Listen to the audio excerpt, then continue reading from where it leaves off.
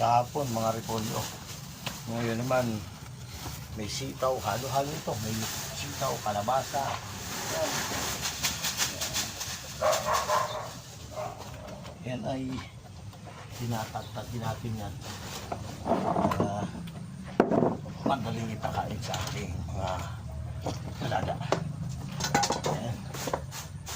Tuloy-tuloy ang buhay. Kapag ang puso natutulungan, bawat tibukay may